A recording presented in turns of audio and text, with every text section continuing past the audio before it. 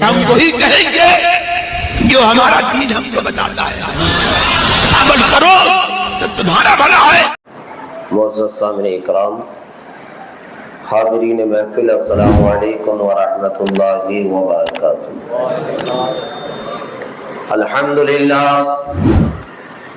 الحمدللہ الذی ابدع الاخلاق والدین من كان نبيا وآدم بين الماء والطين، والصلاة والسلام على سيد الأنبياء والمرسلين،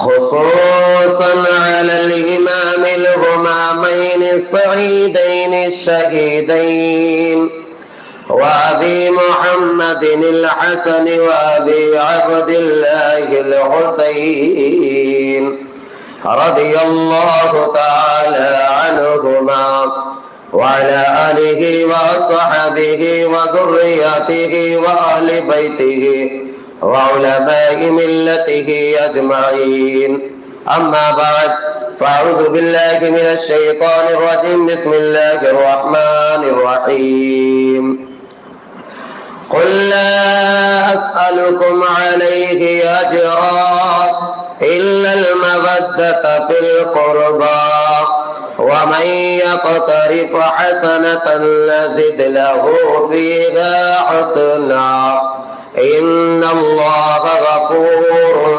شكور۔ صدق الله العظيم وبلغنا على رسوله النبي الكريم، ونحن على ذلك لمن الشاهدين والشاكرين، والحمد لله رب العالمين۔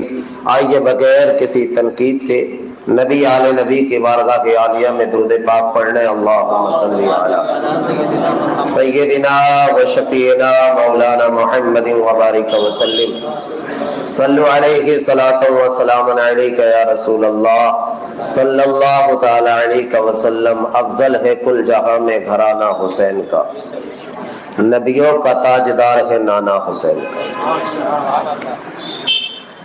جتنے ہمارے احباب باہر بیٹھے ہیں یا کھڑے ہیں، مہربانی کر کے امام حسین سے محبت کو ظاہر کرتے ہوئے اندر تشریف لائیں۔ وقت کی قلت دامن گیر ہوتی ہے، کلام کرنا زیادہ کوشش کی جاتی ہے کہ زیادہ ہم جو ہے علمی گفتگو کر لیں، فیض و برکات حاصل کریں، فضائل، مناقب اور قرآن مجید کی جو آیت کریمہ پڑھی اس کا معنی، مفہوم، تفسیر سمجھ لیں۔ تو جتنے ہمارے احباب باہر کھڑے رہتے ہیں یا بیٹھے رہتے، مہربانی کر کے اللہ کے گھر اندر تشریف لے کر کے آئیں اور امام حسین رضی اللہ تعالیٰ عنہ کے فیض و برکات سے مالا مال ہو۔ آج انشاءاللہ حسن مجتبیٰ کے نورانی، عرفانی، روحانی ہم فیض سے مالا مال ہوں گے۔ افضل ہے کل جہاں میں گھرانہ حسین کا، نبیوں کا تاجدار ہے نانا حسین کا۔ بس ایک پل کی تھی یزید کی حکومت، بس ایک پل کے لیے تھی یزید کی حکومت، صدیہ حسین کی ہے زمانہ حسین کا۔ اور استاد زمان امام اہل سنت کے چھوٹے بھائی فرماتے ہیں کہ زبان سے ہو بیاں عز و شان اہل بیت، کس زبان سے ہو بیاں عز و شان اہل بیت، مدح غوئے مصطفیٰ ہے مدح خوان اہل بیت۔ اور فرماتے ہیں ان کی پاکی کو خدائے پاک نے بیاں کیا، ان کی پاکی کو خدائے پاک نے بیاں کیا، آیت تطہیر سے ہوتی ہے شان اہل بیت، آیت تطہیر سے ظاہر ہوتی ہے شان اہل بیت۔ اور ان کی چوکھٹ میں، ان کے گھر میں بے اجازت جبرائیل آتے نہیں، قدر والے جانتے ہیں شان اہل بیت۔ اہل بیت اطہار رضوان اللہ تعالی علیہ مجمعین کہ عظمت و شان اور مقام اللہ تعالیٰ کی بارگاہ میں کیا ہے، ہمیں قرآن سے بہتر کوئی نہیں بتا سکتا۔ جو قرآن بتائے اس سے بہتر ہمیں کوئی نہیں بتا سکتا۔ اللہ تعالیٰ اہل بیت اطہار کے تعلق سے اپنے پاک کلام قرآن مجید میں ارشاد فرماتا ہے۔ اہل بیت سے کیا معنی ہے؟ یعنی نبی کے گھر والے۔ 22واں پارہ ہے اور سورہ احزاب ہے، اللہ تعالیٰ ارشاد فرماتا ہے انما یرید اللہ لیذہب عنکم الرجس اہل البیت ویطہرکم تطہیرا۔ اس کو سمجھ لیں، آقا کریم اکثر اپنے اہل بیت یعنی اپنے گھر والوں کے تعلق سے دعا کرتے رہتے تھے، اے اللہ میرے گھر والوں کو، میرے گھر والوں سے رجس کو یعنی ناپاکی کو دور فرما دے، اور میرے گھر والوں کو پاک اور ستھرا بنا دے۔ اللہ کے رسول اکثر یہ دعا کرتے رہتے۔ اللہ تعالیٰ کے محبوب پیارے آقا صلی اللہ علیہ وسلم کی دعا رد نہیں ہوتی ہے باری الہی تعالیٰ کی بارگاہ میں، دعا رد نہیں ہوتی، اکثر حضور دعا فرماتے رہتے۔ تو یہ آیت کریمہ نازل ہوئی اور اللہ تعالیٰ نے مہر لگا دی۔ اہل بیت اطہار کے تعلق سے، اپنے گھر والوں کے تعلق سے حضور دعا فرماتے، یا اللہ میرے گھر والوں سے رجس کو یعنی ناپاکی کو دور کر دے اور میرے گھر والوں کو پاک اور ستھرا بنا دے۔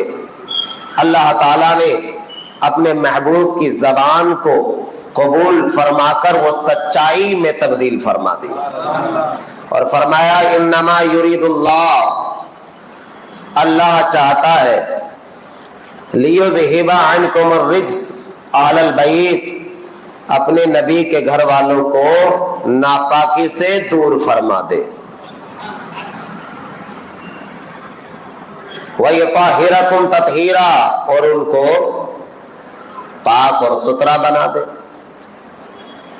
یہ آیت کریمہ کے تعلق سے حضرت ابو منصور ماتوریدی رضی اللہ تعالیٰ عنہ، یہ اہل سنت والجماعت کے بڑے عظیم امام گزرے ہیں، اور انہوں نے بڑی اپنی علمی قربانی عطا فرمائی ہے، انہوں نے لمبا کلام کیا ہے۔ اس آیت کریمہ میں اہل بیت سے مراد مفسرین نے الگ الگ قول بیان کیے ہیں، اور محدثین نے بھی۔ کسی نے کہا یہ آیت کریمہ حضرت علی، حضرت فاطمہ، حضرت حسنین کریمین کے تعلق سے،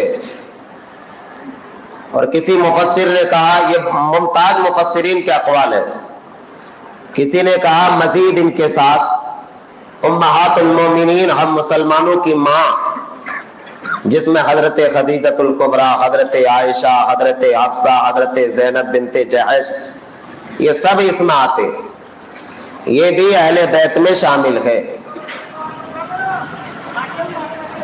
اور خلاصہ کلام یہ ہے، یہ سب حضور کے گھر والے ہیں، اور بہت ایسے صحابی بھی رہے جو حضور کی زبان سے سنتے اور کہتے حضور کیا ہم تمہارے گھر والے نہیں؟ جب حضور جب یہ فرماتے، اپنے اہل بیت کے تعلق سے فضائل بیان فرماتے، جب ذکر فرماتے تو صحابہ سنتے، جن کا رشتہ خونی گھریلو نہیں ہوتا، ایمانی ہوتا، جس میں سے حضرت سلمان فارسی بھی آتے، جنہوں نے پوچھا تھا یا رسول اللہ کیا ہم آپ کے اہل بیت میں نہیں ہیں؟ کیا ہم آپ کی اہل بیت میں نہیں ہیں؟ میرے کریم سے گر قطرہ کسی نے مانگا، دریا بہا دیے ہیں، دربے بہا دیے۔ تو میرے آقا سے عرض گزار ہوا یا رسول اللہ، تو میرے آقا نے فرمایا ہاں سلمان تم بھی میرے گھر والوں میں شمار۔ ایسے کتنے صحابی ہیں جو حضور سے پوچھنے لگے یا رسول اللہ کیا اہل بیت میں ہم شامل نہیں ہیں؟ تو یہ فضائل کے اعتبار سے حضور نے سب کو اپنی جھولی میں رکھا ہے، لیکن قرآن جس کے تعلق سے نازل ہوا وہ میں نے آپ کو بتایا۔ یہ آیت کریمہ ہم نے سماعت کر لی اور اہل بیت اطہار کے تعلق سے عظمت بیان ہو گئی۔ اب ایک جگہ 25واں پارہ ہے، سورہ شورا ہے۔ اللہ تعالیٰ ارشاد فرماتا ہے، جو میں نے ابھی خطبے میں پڑھی ہے، قُلْ لَا أَسْأَلُكُمْ عَلَيْهِ أَجْرًا إِلَّا الْمَوَدَّةَ فِي الْقُرْبَى۔ یہ آیت کریمہ کیوں نازل ہوئی؟ آیت کریمہ کس وجہ سے ہوئی نازل اور کب ہوئی، اور اس میں اللہ تعالیٰ نے کس چیز کا حکم دیا، کس کی شان بیان کی؟ جو میں نے آیت کریمہ پڑھی خطبے کے اندر قرآن مجید کی، یہ کب نازل ہوئی اور کیوں ہوئی، کس کے لیے ہوئی، کس پر ہوئی، اور کس کے لیے پیغام دیا گیا ہے، یہ اللہ تعالیٰ نے قرآن مجید کی آیت کریمہ نازل فرمائی ہے۔ اور کیا سبب بنا؟ آقا کریم، اب تفسیر سن لے شان نزول اس آیت کا۔ سورہ شورا ہے، 25واں پارہ ہے، قُلْ لَا أَسْأَلُكُمْ عَلَيْهِ أَجْرًا إِلَّا الْمَوَدَّةَ فِي الْقُرْبَى۔ جب آقا کریم صلی اللہ علیہ وسلم کی زندگی مکہ مکرمہ میں گزری اور ہجرت کا حکم ہوا تو آپ نے مدینہ منورہ کی جانب ہجرت کی۔ اب ہجرت کی، آقا کریم صلی اللہ علیہ وسلم مدینہ طیبہ میں جب تشریف لے گئے تو اس وقت آقا کریم صلی اللہ علیہ وسلم کو انصار دیکھتے، اور دیکھنے کے بعد اور محسوس کرتے کہ حضور کے ذمے بھی کچھ مصارف ہے، کچھ اخراجات ہیں، کچھ خرچہ پانی ہے جو حضور کو لگتا ہے۔ جب یہ محسوس کیا تو تمام انصار مدینے والے سب نے مشورہ کیا اور طے کر لیا کہ یار آقا کریم جب سے مدینہ آئے ہیں حضور کے بھی ذمے کچھ اخراجات ہیں۔ اب حضور نے ہم کو تبلیغ رسالت، یعنی حضور نے ہم کو تبلیغ بھی کر کے دی ہے، ہم کو ارشاد و ہدایات دے کر کے ہمیں زمین سے اٹھا کر آسمان پہنچا دیا، ہمیں اندھیرے سے نکال کے اجالے میں لا کے رکھ دیا۔ ہم کچھ نہ تھے، انہوں نے ہمیں جو ہے مہتاب و آفتاب بنا دیا، ہمیں ستارے بنا دیا، ہمارے ذریعے لوگوں کو تعلیمات دینے کا منبع اور ملجا بنا دیا۔ یہ تمام مشورے انصار کے بیچ میں ہوئے، اور جب ہوئے تو سب نے طے کر لیا چلو حضور کی بارگاہ میں کچھ مال، کچھ روپیہ پیسہ دینار درہم لے کے چلتے ہیں اور حضور کی بارگاہ میں دے دیں گے، اور حضور سے کہیں گے یا رسول اللہ آپ نے ہمارے لیے بہت قربانیاں دی ہیں، ہم پر بہت احسان ہے۔ ایک بڑا احسان تو یہ ہے ہم کفر میں تھے، آپ کی وجہ سے اسلام قبول کر لیا، ہم جو تھے اندھیرے میں تھے، آپ کی وجہ سے ہم مشرف با اسلام ہو گئے، ہم پستی کی طرف تھے بلندی پر آ گئے، ہم زیر تھے زبر ہو گئے، ہم اندھیرے میں تھے روشنی میں آ گئے۔ یہ خیال کس کا تھا؟ یہ مدینے کے انصار کا تھا۔ اب یہ حضور کی بارگاہ میں گئے اور عرضی رکھ دی یا رسول اللہ کچھ جو تحفہ تحائف تھے، اور آپ نے حضور کی بارگاہ میں رکھے اور کہا یا رسول اللہ یہ نذرانہ آپ جو ہے قبول فرما لیجئے اور ہماری عزت افزائی فرما دیجئے۔ اب جب یہ کہا تو اللہ کے رسول صلی اللہ علیہ وسلم پر قرآن مجید کی آیت کریمہ نازل ہو گئی۔ ذرا میری طرف توجہ دے تاکہ میری گفتگو منزل تک جا سکے۔ ہم بات کر رہے ہیں اہل بیت اطہار کی، اور خصوصی بات ہوگی حسن مجتبی کی، حضرت علی کے بڑے لاڈلے کی، جن کے خلافت 6 مہینے رہی ہے یا کچھ دن۔ حسن مجتبی یہ امام حسین کے بڑے بھائی ہے، اور حسن مجتبی یہ کیا ہے دین اسلام میں، ان کی بڑی قربانیاں کیا ہوئی ہیں، ان کو محسوس کرنا ضروری ہے، اور آپ کی تعلیمات کیا رہی ہے اس کو بھی جاننا ضروری ہے۔ میں وہیں پر پہنچوں گا، لیکن قرآن کا شان نزول سمجھ لے۔ اب جیسے ہی انصار نے حضور کی بارگاہ میں لا کے کچھ روپیہ پیسہ اخراجات کو اخراجات نکالنے کے لیے دینا چاہا، اس کی وجہ بتائی یا رسول اللہ آپ نے ہمیں اسلام دیا، ہم پر بے پناہ احسان ہے آپ کے، ہم چاہتے کچھ تحفہ رکھ لے۔ تو قرآن مجید کی آیت کریمہ نازل ہو گئی، قُلْ لَا أَسْأَلُكُمْ عَلَيْهِ أَجْرًا۔ قل اے میرے محبوب ان لوگوں سے فرما دو، اے نبی ان لوگوں سے فرما دو، اے رسول ان لوگوں سے فرما دو، لا اسألکم علیہ اجرا، مجھے تمہارے نذرانے کی ضرورت نہیں ہے، مجھے تمہارے تحفوں کی حاجت نہیں ہے۔ یہ قرآن کی آیت کریمہ نازل ہو رہی ہے۔ اب ذرا سمجھے قل سے مراد کیا ہے، اس کی تفسیر بیان کی۔ یہاں پر جو ہے تبلیغ رسالت اور ارشاد و ہدایت کے تعلق سے بات ہو رہی ہے۔ اب لا اسألکم علیہ اجرا، مجھے تمہارے تحفے تحائف کی ضرورت نہیں ہے۔ اور میں ایک بات مزید یہاں پر اضافہ کر دوں، یہ ہر نبی کے دور میں ہوا ہے۔ نوح علیہ السلام ہو، آدم علیہ السلام ہو، حضرت ابراہیم علیہ السلام ہو، حضرت زکریا علیہ السلام ہو، حضرت شیس علیہ السلام ہو، حضرت صالح علیہ السلام ہو، حضرت عیسیٰ موسیٰ ہارون ہو، یعقوب علیہ السلام ہو، اسماعیل علیہ السلام ہو، اسحاق علیہ السلام ہو، چاہے داؤد علیہ السلام ہو، چاہے سلیمان علیہ السلام ہو، حتیٰ کہ 1,24,000 یا تقریباً 2,24,000 انبیاء اعظام نے اپنی قوم میں تبلیغ کی، تبلیغ الہی کی، اور اس کے باوجود کیا ہوا، جو ایمان لائے کسی کی امت میں 3، کسی میں 4، کسی میں 5، کسی میں 16، کسی میں 40، کسی میں 80، کم و بیش گنتی کے کچھ ایمان والے رہے، اور سب نے ہر نبی کی بارگاہ میں آ کے تحفہ دینا چاہا۔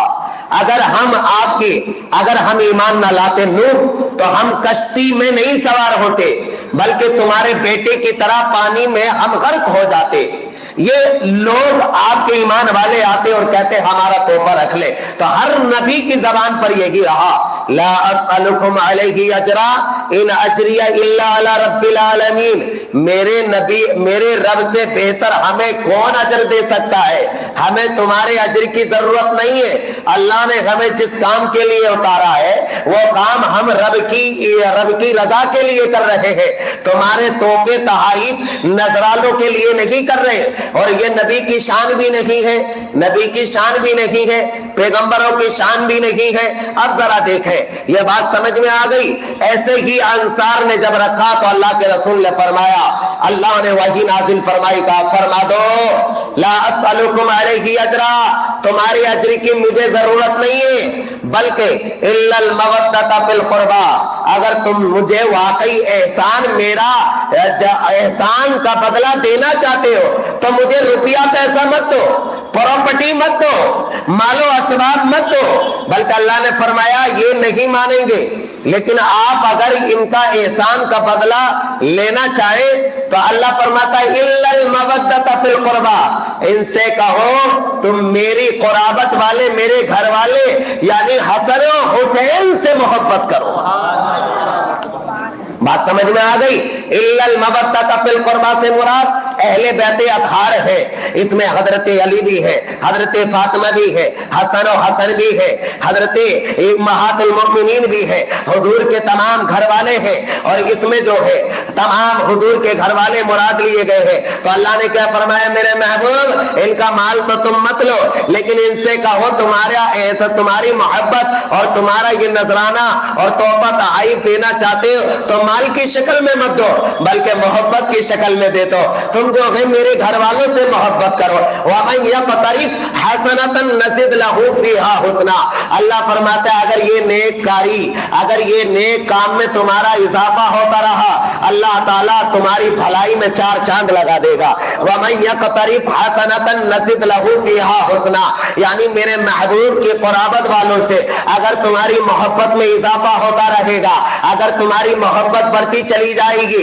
یعنی عداوت میں نہیں آؤ گے، بغض و کینہ نہیں کرو گے، بلکہ میرے محبوب کے گھر والوں سے محبت میں اضافہ کرتے رہو گے، وَمَن يَقْتَرِفْ حَسَنَةً نَزِدْ لَهُ فِيهَا حُسْنًا، تو اللہ تعالیٰ اس محبت کی برکت سے تمہاری زندگی میں 4 چاند لگا دے گا۔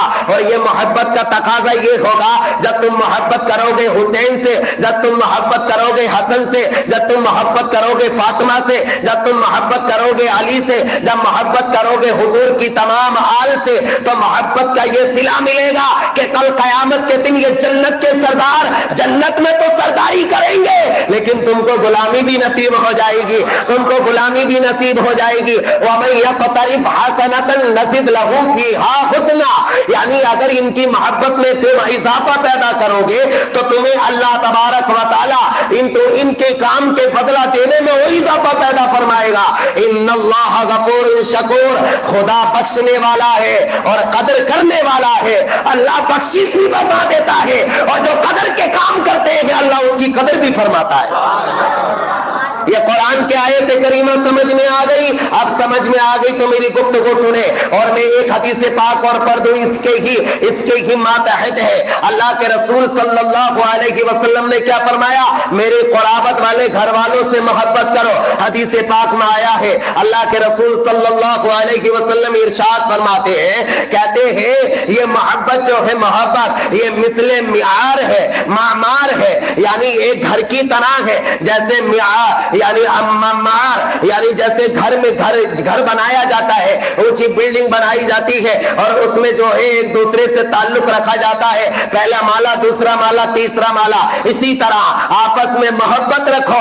اگر محبت رکھو گے تو ساری بلڈنگ جو ایک دوسرے سے جوائنگ ہے وہ ایک محبت کی وجہ سے، ایک تاپن کی وجہ سے، ایک جٹ ہونے کی وجہ سے مضبوطی آ جائے گی، پورے گھر کے اندر طاقت و قوت آ جائے گی۔ اس لیے قرآن میں ایک جگہ فرمایا گیا المؤمنون والمؤمنات بعضهم اولیاء بعض، مسلمان ایک دوسرے سے محبت رکھے۔ تو پتہ چلا قرآن فرماتا ہے مسلمان سے محبت رکھے، یہ واجب ہے اور اللہ کے رسول یہاں فرما رہے ہیں آپس میں محبت بھی رکھنا ہے اور میرے گھر والوں سے بھی محبت رکھنا ہے۔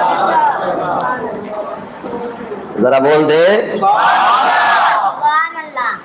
میرے گھر والوں سے بھی محبت رکھنا ہے،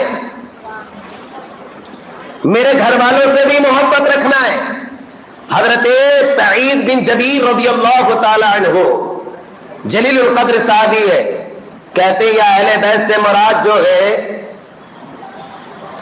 یا علی فاطمہ حسن و حسین تو ہے، مزید اضافہ فرمایا گیا کہ یہاں پر جو ہے آل محمد بھی ہے اور آل عقیل بھی ہے اور آل جعفر بھی ہے، اور فرمایا گیا اس میں امہات المومنین بھی ہے، اور کچھ نے فرمایا یہاں وہ خاصیتیں بھی ہے جن پر اسلام نے صدقہ دینا حرام رکھا، وہ بنو ہاشم ہے اور بنو مطلب ہے، ان کی اولاد کو صدقہ دینا حرام ہے، بلکہ اچھا یہ مسئلہ معلوم ہے آپ کو سید زادوں کو صدقہ دینا ناجائز ہے؟ ارے بولو نا، ان کے لیے بھی جائز نہیں ہے، ان کی شان کے خلاف ہے، وہ لینے تھوڑے آئے دنیا کو لٹانا آئے۔ یہ خزائن العرفان کے اندر مسئلہ ہے، اور بلکہ مختلف کتابیں پڑھیں گے تو سمجھ میں آئے گا سید زادوں کو صدقہ لینا بھی ناجائز اور مسلمانوں کو دینا بھی ناجائز ہے، کیونکہ ان کی شان کے خلاف ہے۔ ارے غربا و مساکین میں اور سید زادوں میں کچھ فرق پیدا کرو گے کہ نہیں کرو گے؟ یہ تو غریبوں کی بگڑی بنانے آئے ہیں۔ ارے حسن و حسین کو پڑھ کے دیکھو، اگر حسن حسین کی چوکھٹ پر اگر کوئی دور و دراز سے صحرا سے نکل کے آتا اور کہتا حسین میرے گھر میں تنگی ہے اور کچھ نہیں ہے، تو حسین نانا کی روایت کو زندہ کرتے، 1 لاکھ درہم بھی ہوتے تو اس مانگنے والے سائل کو واپس نہیں کرتے تھے، بلکہ اپنے نانا کی روایت کو زندہ کر کے اس کو لٹا دیا کرتے تھے۔ یہ حسین اور یہ حسن ہے جو اپنے گھروں میں جو ہے فاقے سے رہے، لیکن نانا کی امت کو کبھی فاقہ کرنے نہیں دیا ہے، کبھی ان کو تنگی میں دیکھنا پسند نہیں فرمایا ہے۔ اب ذرا سمجھیے گا حضرت حسن مجتبی کون ہے؟ حضرت علی یہ حضور کے داماد ہے، اور فاطمہ الزہرا یہ حضور کی چہیتی لاڈلی ہے۔ اللہ اور اس کی رسول کی مرضی کے مطابق دونوں کا ان کا نکاح ہوا، اور جب نکاح ہوا تو حضرت علی اور حضرت فاطمہ الزہرا سے ان سے جو ہے ان इनके बतन अतहर से 5 यानी 6 बच्चे जो है 6 बच्चों की विलादत मुबारका हुई। अब 6 बच्चे कौन कौन है? उनमें से एक दो तुम नाम सुनोगे हैरान होगे, हालांकि हैरान होने की जरूरत नहीं है, इल्म में इजाफा होगा तो सुभान अल्लाह बोलना। आपके जो बेटे हैं सबसे बड़े हजरत अली फातिमा तो ज़हरा के हुजूर के नवासे वह हसन मुजतबा है, इमाम हसन मुजतबा। दूसरे इमाम हुसैन आजम और जो हुसैन सैयदुल शुहदा हजरत इमाम हुसैन है, और तीसरे हजरत इमाम मुहसिन है। इनका नाम बहुत कम सुना है आपने। तीसरे नंबर के इनका विसाल जो है बचपने में हो गया था।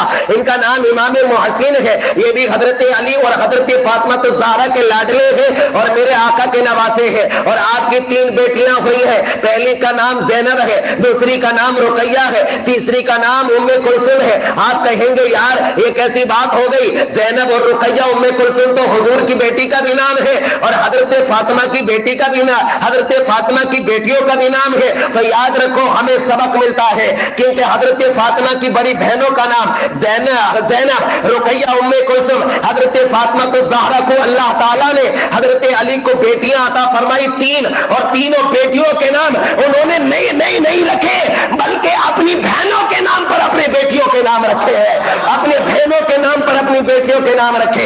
इसलिए मैं कहता हूं इस्लाम के बेटों और इस्लाम की बेटियों, तुम्हारे घर में अगर बेटी जन्म ले तो फिल्म स्टार के नाम मत रखो, बल्कि अपने असहाब की बेटियों के नाम पर रखो। अल्लाह ताला उनकी बरकत से उनकी जिंदगियों में खुशहाली अता फरमाता है।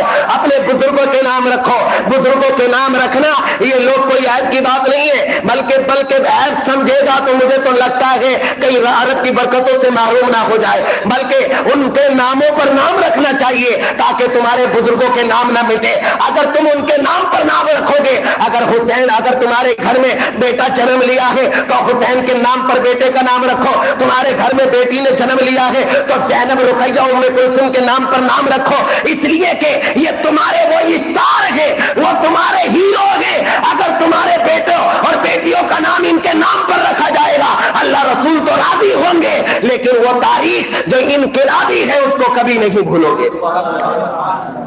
जो इनकलाबी तारीख है उसको नहीं भूलोगे। सानिया, मानिया, मिर्जा, बिरजा, ये जो है ये कोई कमाल की बात नहीं है।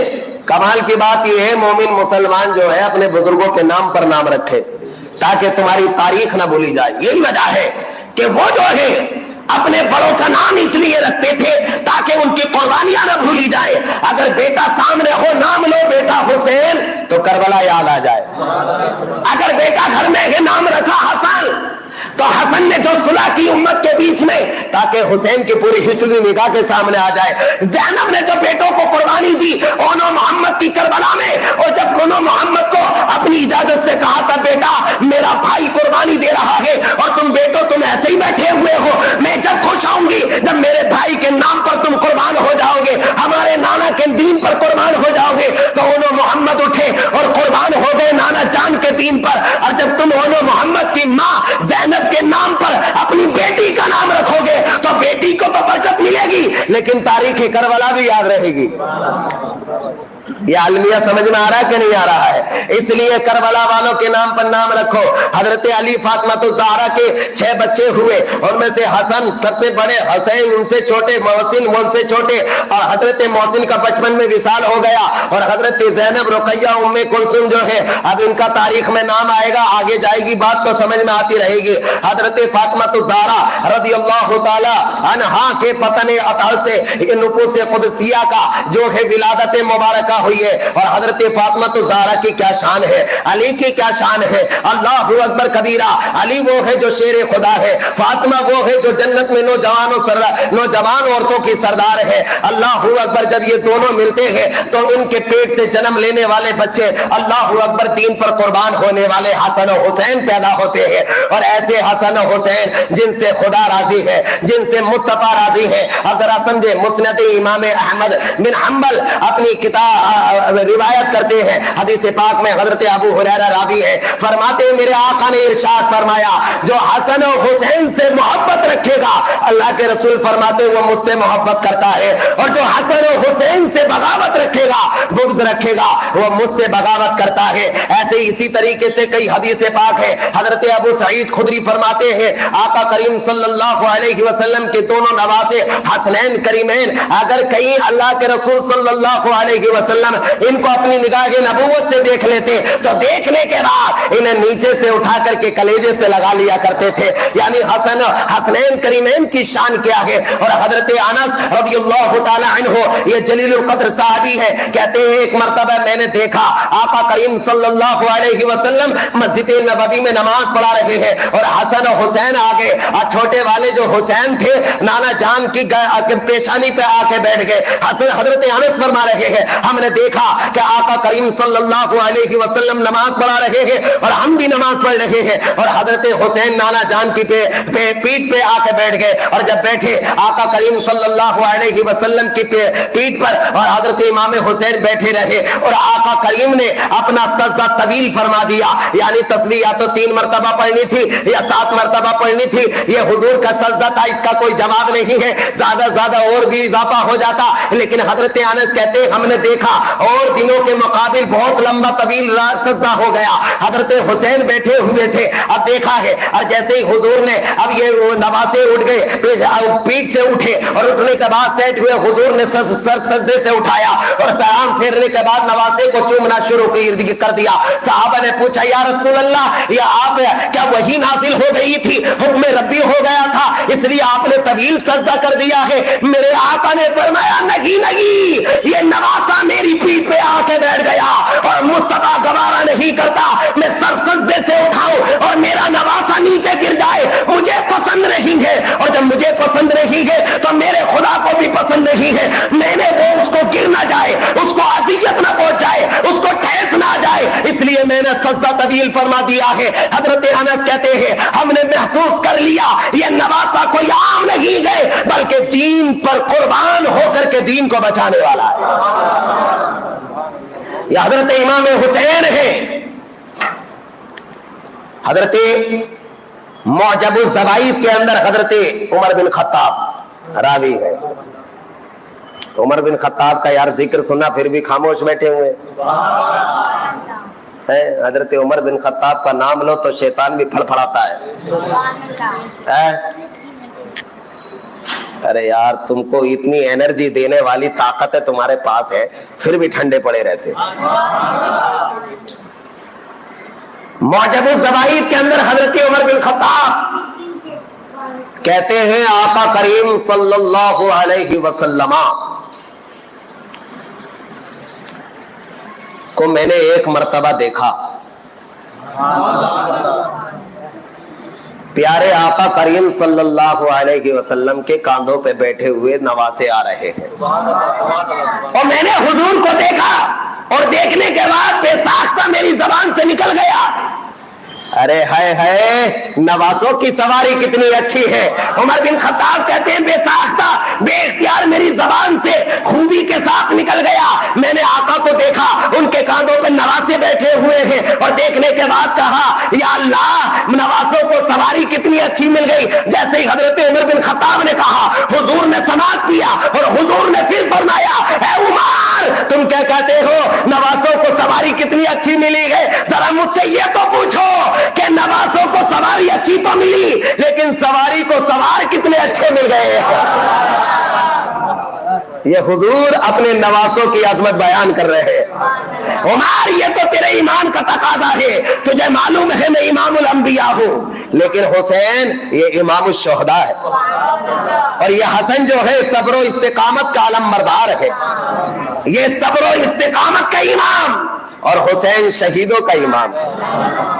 تو یہ تمام عظمتیں اور شان و مقام یہ میرے آقا خود بتا رہے ہیں. اور میں آپ کو بتا دوں ذرا میرے دوستوں, نزہۃ المجالس کے اندر صاحب نزہۃ المجالس نے لکھا ہے, ایک مرتبہ کیا ہوا حضرت حسن مجتبی کی ہم عظمت بیان کر رہے ہیں اور فضائل سماعت کر رہے ہیں. آقا کریم صلی اللہ علیہ وسلم, یہ مشہور واقعہ ہے اور نزہۃ المجالس کے اندر بھی اس کو لکھا ہے. اب اس کو نقل کرنے والے تمام مورخین اور تمام مورخین اور سیرت نگاروں نے بھی لکھا ہے. آقا کریم صلی اللہ علیہ وسلم کے ایک مرتبہ چھوٹے چھوٹے دونوں نواسے حسن مجتبی اور امام حسین رضی اللہ تعالی عنہ اپنی دونوں تختیوں کو لکھ کر کے آقا کریم صلی اللہ اپنی والدہ ماجدہ حضرت فاطمہ الزہرا کے پاس آئے. دونوں بچے تھے اور تختیاں لکھ رہے تھے, کیونکہ تختیاں لکھ رہے تھے اور تختیاں دکھانے کے لیے اپنی ماں فاطمہ الزہرا خاتون جنت کی بارگاہ میں آئے اور عرض گزار ہو گئے, اے ماما اما جان ہماری تختیاں دیکھ لو, ذرا بتاؤ تو صحیح دونوں بھائیوں میں سے میرے حسن کی بھائی تختی اچھی ہے یا حسین کی تختی اچھی ہے. جیسے فاطمہ الزہرا سے کہا تو حضرت فاطمہ الزہرا سمجھ گئی یہ میرے دونوں لختے جگر ہے اور بڑی خوشی خوشی تختیاں لکھ کر کے لے کے آئے ہیں اور یہ مجھ سے پوچھنا چاہتے ہیں کون سے بھائی کی اچھی ہے.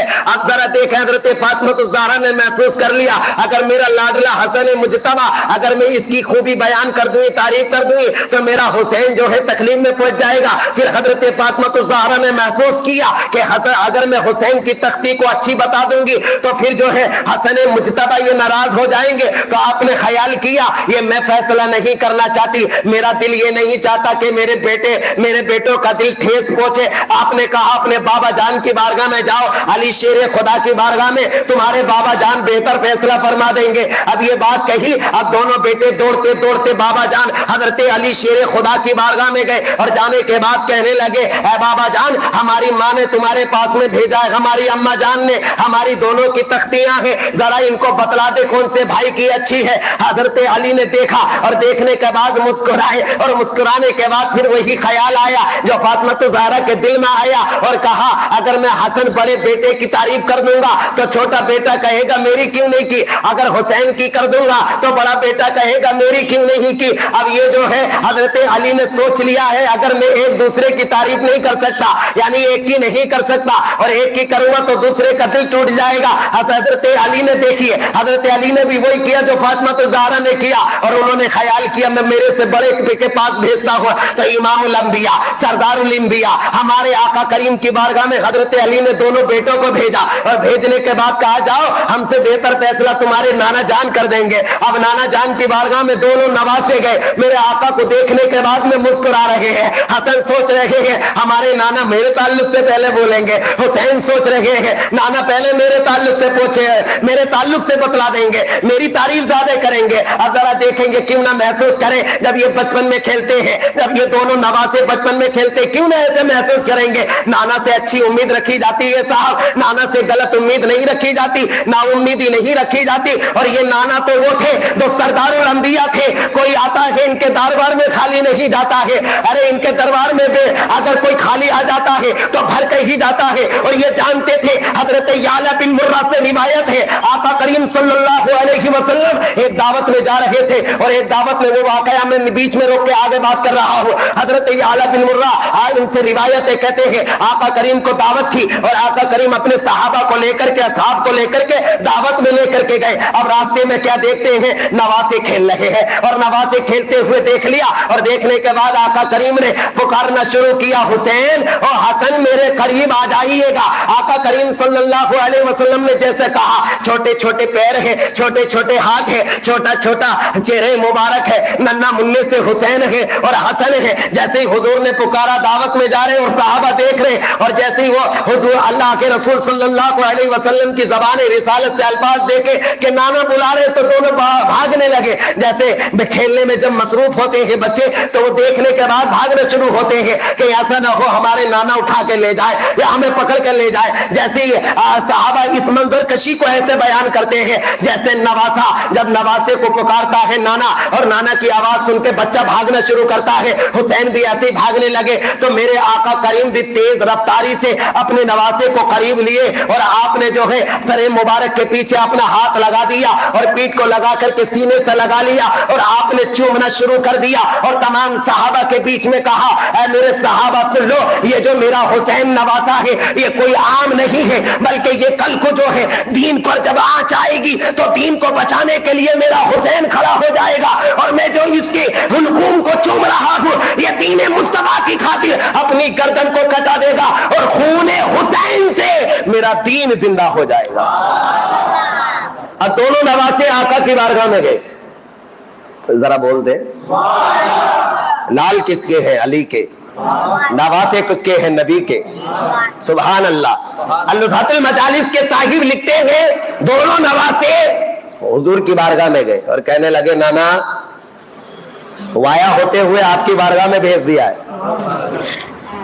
آپ ہی فیصلہ فرما دیجئے، آپ ہی فیصلہ فرما دیجئے کہ ہم دونوں بھائیوں میں سے کس کی تختی اچھی ہے۔ آقا کریم صلی اللہ علیہ وسلم نے بڑی محبت بھری نگاہوں سے حسن و حسین کو دیکھا اور پھر اپنی نگاہ نبوت کو آسمان کی طرف اٹھایا اور انتظار کیا، رب سے بہتر کوئی فیصلہ نہیں کرے گا۔ ارے بول دو یار، ارے کب بولو گے؟ کب سمجھ میں آئے گا آپ کو؟ اچھی بات چل رہی ہے، اچھا خیال رکھے۔ آپ نے انتظار کیا کہ مجھ سے بہتر فاطمہ نے بھیج دیا، علی نے بھیج دیا، اور علی وہ ہے جس کو میں نے شہر کے علم کا باپ بنایا ہے، اس نے میرے پاس بھیجا ہے۔ اور حضور بھی جانتے ہیں تمام جہان کی چابیاں میرے دستے قدرت میں، میرے اختیار میں ہے۔ خالق کے کل نے آپ کو مالک کے کل بنا دیا، دو جہاں ہیں آپ کے قبض و اختیار میں۔ یہ مصطفیٰ جان رحمت کی شان ہے۔ آقا کریم نے نگاہ نبوت کو اٹھایا اور انتظار کیا، خدا میرے رب تو ہی بہتر فیصلہ فرما دے۔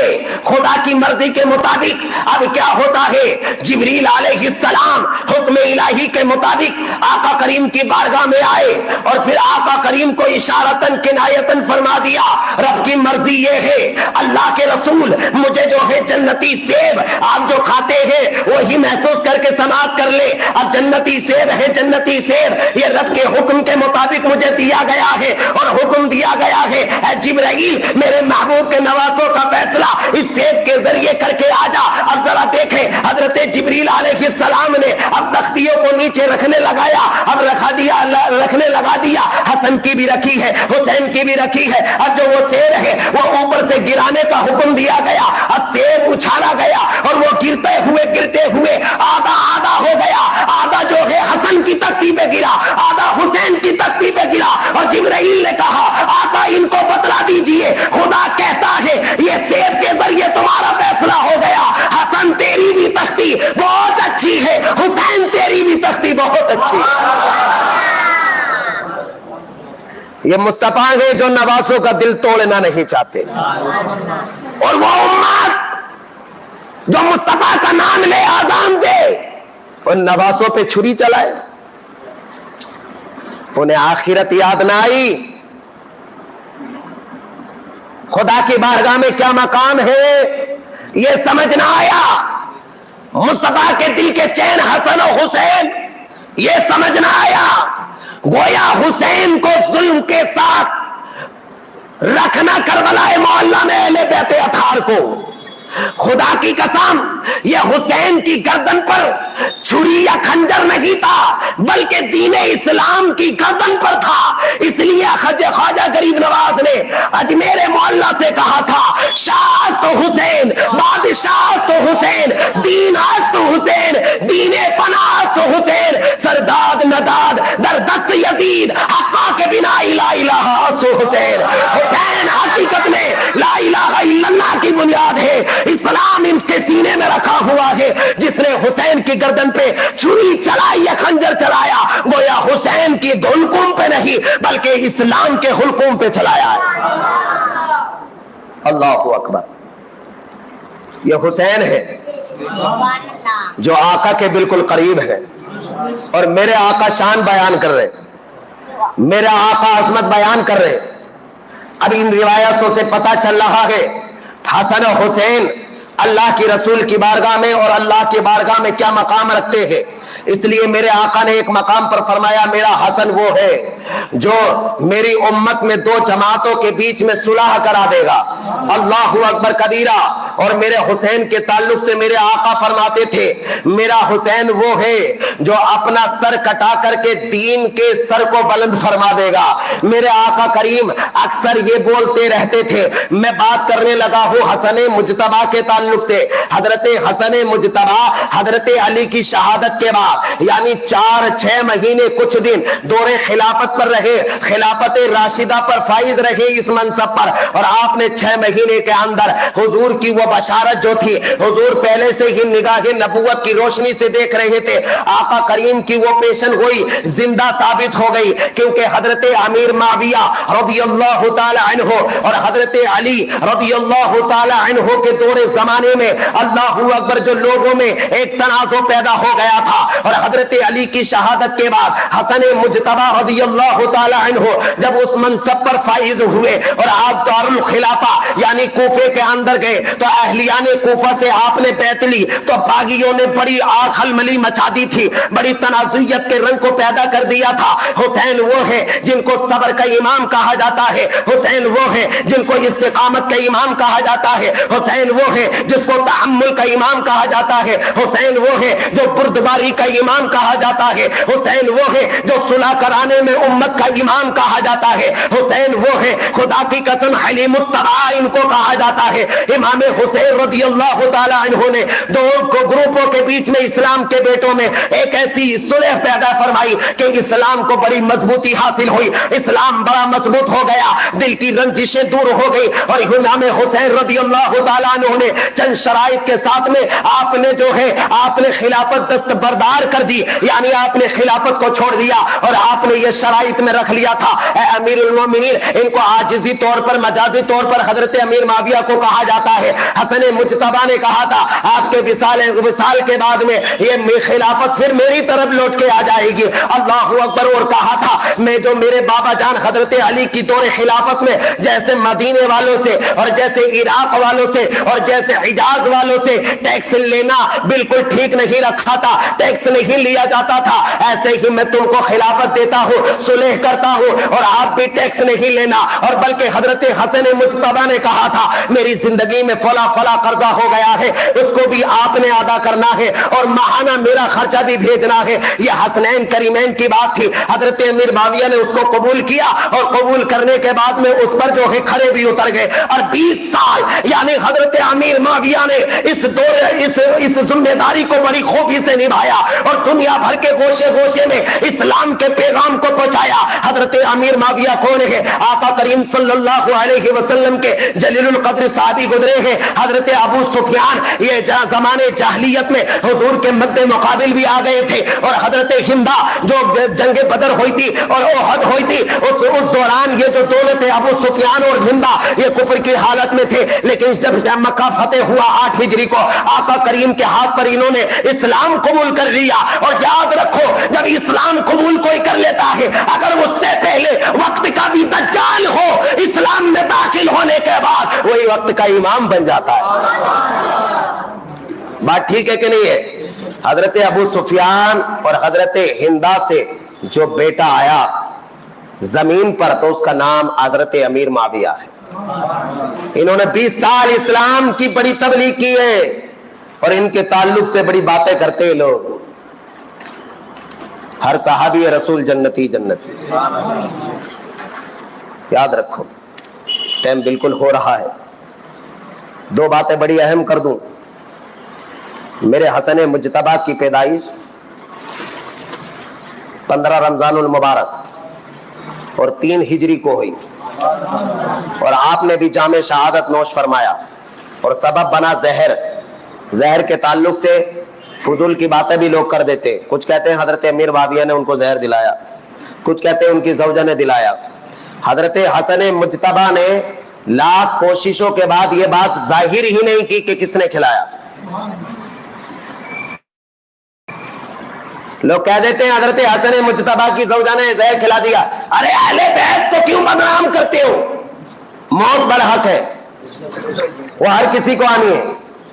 بلکہ حسن مجتبیٰ نے حضرت امام حسین کے اصرار پر کہا تھا, کہا بھائی آپ کو زہر کس نے کھلایا؟ حضرت حسن مجتبیٰ نے یہ تو کہا کہ مجھے زہر دیا گیا, وہ بھی 3 مرتبہ دیا گیا, اس بار بڑا غالب نظر آ رہا ہے. تو اب کس نے کھلایا؟ کہا بھائی تم انتقام لے ہوگے, مقابلے میں آ جاؤ گے. تو کہا حضرت حسن مجتبیٰ نے یہ فیصلہ, یہ معاملہ میں میرے خدا کے اوپر چھوڑ رہا ہوں, وہ بہتر فیصلہ لیتا ہے, وہ بہتر فیصلہ لیتا ہے میرا خدا, میں اس پر چھوڑ رہا ہوں. ارے حسن مجتبیٰ نے کبھی کہا ہی نہیں کہ مجھے کس نے زہر دیا, اور جو اس طریقے سے روایتیں پیش کرتے ہیں وہ جھوٹی ہیں, وہ جھوٹی ہیں. اور جو بیان کرتا ہے وہ اہل بیت اطہار کی توہین کر رہا ہے. جس نے بھی اس کو من گھڑت کے دائرے میں لا کر کے رکھی ہے وہ اصل میں اہل بیت اطہار کی توہین کر رہا ہے, ان کا نام خراب کر رہا ہے.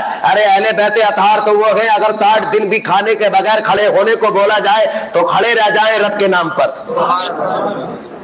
موت پر حق ہے. ایک یہ بات, یہ بھی غلط ملت بنا کر کے, یہ ہمارا کام نہیں ہے, یہ رافضی خارجیوں کے کام ہے. انہوں نے اپنی کتابوں میں لکھا اور ہماری مجلسوں میں بیان کرنے والے انہیں علم ہی نہیں ہوتا کہ روایت کہاں سے لی جائے, کون سی بیان کی جائے. ایسی بہت ساری حضرت سکینہ کے تعلق سے بہت باتیں کہ وہاں کربلا کے بعد نکاح ہوا, حضرت قاسم کے ساتھ ہوا. حضرت سکینہ کا نکاح جو ہے وہ حضرت حسن کے بیٹے حسن مصنع کے ساتھ ہوا ہے, معلوم ہے.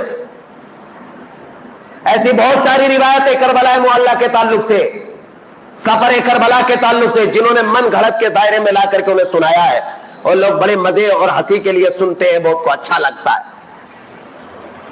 صحیح روایت صحیح واقعات کو بیان کرنے کا حکم ہے, غلط کا نہیں ہے. بلکہ امام اہل سنت نے لکھا ہے جو غلط روایات اور غلط واقعات بیان کرے وہ تو محرم میں تو بالکل ناجائز ہے ہی, بلکہ میلاد شریف کے اندر بھی ان کو بیان کرنا ناجائز ہے. سمجھ رہے ہیں نا؟ جھوٹی غلط ملت باتیں سنا دیتے ہیں لوگوں کو, پھر وہ دل میں رکھتے ہیں, پھر ہم جیسے پریشان ہوتے, پھر آ کے کہتا ہے میں نے تو بھلا جو سنا ادھر سنا ادھر سنا ادھر سنا. حضرت ہم تو 80 سال سے سن رہے ہیں, تم تو 25 سال کے ہو. ہم تو 40 سال سے سنتے آ رہے ہیں, تم تو 20 سال کے ہو. ہم نے تو یہاں بڑے دنوں سے سنا ہے, تم تو ابھی 2 سال سے ہو. ارے بھائی مسئلہ یہ نہیں ہے, مسئلہ یہ ہے قرآن و سنت اور اصول دین پر بات اتر رہی ہے کہ نہیں اتر رہی ہے. اگر اس کے مطابق ہے تو سوچنے کی ضرورت نہیں, عمل کر لو. اور اگر اس کے مطابق نہیں ہے تو سوچنے جیسی بات ہے, خاموش رہو. کہیں ایسا نہ ہو اہل بیت اطہار کے تعلق سے ہماری زبان سے گستاخی کا الفاظ نہیں نکل جائے.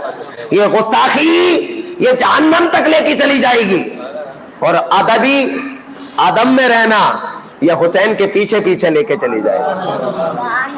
قتل حسین اصل میں مرگ یزید ہے. اسلام زندہ ہوتا ہے ہر کربلا کے بعد, اور اسلام کو زندہ کرنے والا آج سے 1300 سال پہلے اگر کوئی سید الشہداء رہا ہے تو وہ میرا امام حسین رہا ہے, جس کی قربانی کبھی بھلائی نہیں جا سکتی.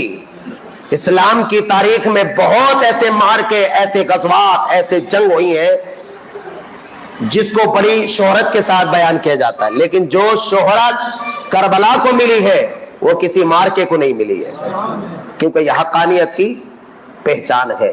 جسے اسلام سمجھنا ہے وہ کربلا سمجھے, اور جسے کربلا سمجھنا ہے وہ اسلام کو سمجھ لے. اس لیے کہا ہے شاہ است حسین بادشاہ است حسین, دین است حسین دین پناہ است حسین. کتنے مہکے ہوئے ہیں مدینے کے پھول, کربلا تیری قسمت پہ لاکھوں سلام. کربلا کی زمین اور امام حسین اس شہید محبت پہ لاکھوں سلام. کیا بات رضا اس چمنستان کرم کی, زہرا ہے کلی جس میں حسین اور حسن پھول, لب پھول دہن پھول زکن پھول بدن پھول. اور اہل سنت کا ہے بیڑا پار, اصحاب حضور نجم ہے اور ناؤ ہے عطرت رسول اللہ. اللہ رب العرش جس کو جو ملا ان سے ملا, بڑھتی ہے کونین میں نعمت رسول اللہ کی، اور کون دیتا ہے دینے کو منہ چاہیے، دینے والا ہے سچا۔ وآخر دعوانا ان الحمدللہ رب العالمین۔